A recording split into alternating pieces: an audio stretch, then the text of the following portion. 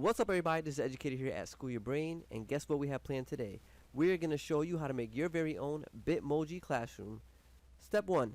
Download the Bitmoji app on your cell phone. They have it available for either iPhones or Androids. Once you download Bitmoji to your cell phone and you create your Bitmoji, you're going to save it and proceed to the next step. Step 2. You're going to go to this website, bitmoji.com. Scroll down to the bottom. You're going to see this icon, Bitmoji for Chrome. You're going to click on that. Then it's going to tell you here to add to Chrome. Add the extension, and that's it. Now it's going to ask you to log into Bitmoji. So the account you created on your cell phone, you're going to use that to log into your account here. Step 3. If you're not logged into your Google account, make sure you are. You're going to go to this menu over here for the Google apps and find Google Slides and click on that.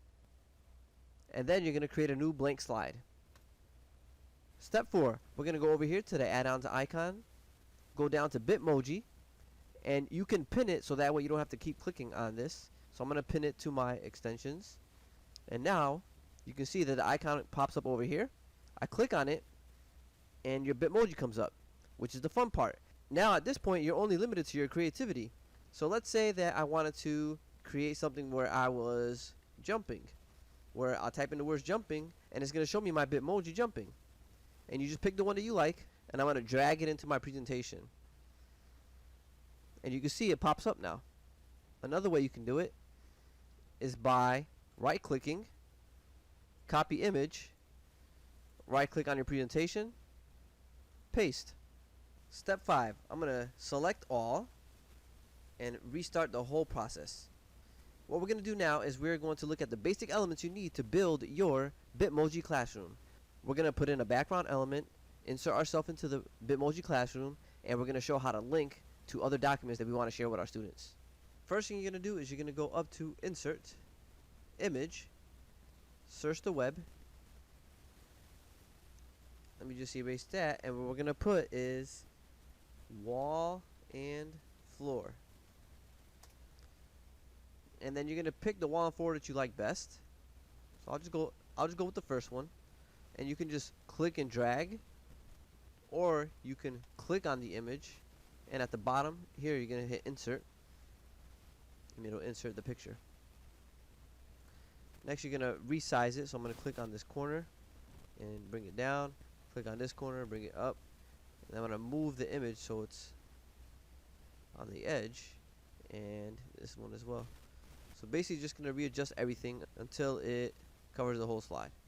Next, I'm going to insert the chair, so I'm going to do the same exact steps. Insert, image, search the web, and I'll put transparent chair. Select the one you want. I'll take this one, and I will resize it so that it fits into the classroom. And what you're going to do is you're going to keep repeating the process. Keep inserting things that you want to put into your classroom. Here's another tip. If you don't like the color of the chair, you can right click on it, format options, you go here to recolor, and then you choose a different color for the chair. And you can see that it's going to recolor it into something, if you want a little bit more flavor than the original. So I'm just going to leave it in blue. Now I'm going to search for a whiteboard. So I'm going to put whiteboard. I'm going to choose the first one, so I just click and drag. And then you have to resize it, so I just grab it in the corner. And I'm going to move it so I get it to the nice size that I want. At this point, you can add some text. So if you go here to the text box, and then you're going to click and drag, and you can put down any message you want for your students. I'm going to type in School Your Brain. And then I can click on these controls here, so I can center it. And I click on this one to center it one more time. I'm going to select everything, and I'm going to resize it, and the sign's all set. Next image is going to be a bookshelf, and notice this pops up, transparent background, so I'll select that one, and I'm going to choose the second one here, click and drag it in, and then I'm going to resize the image, so just click on a corner and put it to the size that you want. So I'll make it about this size, and notice that it's in front of the whiteboard, so I'm going to move the whiteboard. And one thing you might notice that if you try to move the whiteboard, sometimes things move around. If I don't want something to move, what you're going to do is you are going to click on that, hold the control key, and click on the other object you want to group together. Right click and go down to group. Now when I move it, you can see that it's going to move together. The last thing I want to put into this Bitmoji classroom is a book. So if I go to the Google website, I'm going to do this outside of the insert feature that I was doing for the images, and I'm going to look it up here. So I'm going to look up a book, let me say C Spot Run book. Then I'm going to go here to images, and actually you can use this instead of inserting the images from the Google slide presentation like I was showing you before. You could also use this option as well. So I would go here now to tools, and then I'm going to go to color and transparent. That way the images that show up have a transparent background. And then I'm going to just choose this one here. So I click on it, and I'm going to go over here, right click, copy image, go back to my presentation, right click, paste. And then I'm just going to shrink the book down to size so it'll fit on my bookshelf here. And if you notice here, I don't like this Kindle Unlimited up top here. I'm not trying to advertise them to my students. So I'm going to go down here, crop image, go select this black tool here, or this black bar, scroll down until you get to the portion that you want to show only. And now you can see that that's eliminated. And then the last part for this is, let's say that you want to link this book to the author's podcast, for example, or you want to link it to a YouTube video. Let me show you how to make this link to a YouTube video. And it will be the same way if you want to link it to anything else. As I stated before, all you gotta do is find the link to whatever you want to share. What I'm gonna do is gonna go to the YouTube video first. So I found this C Spot Run clip. I'm gonna go to the link up here. I'm gonna copy it, go back to my presentation, click on the image that I want to link it to, and then I'm gonna go here to the link button. Then I'm gonna right click here, paste it, apply, and you can see that the C Spot Run clip appears there. And I'm just going to go into presentation mode so you can see that. When I go into presentation mode, you can see that anytime I hover above anything else, nothing happens. But if I hover above the book, it becomes clickable. And if I click on it, it's going to go directly to that YouTube video clip that I attached to it. And that's it. And once you find it, just copy and paste it and you're all set. Let's not forget we have to add the emoji. So I'm going to go up here to my Bitmoji icon. And I'm going to choose myself doing a dance.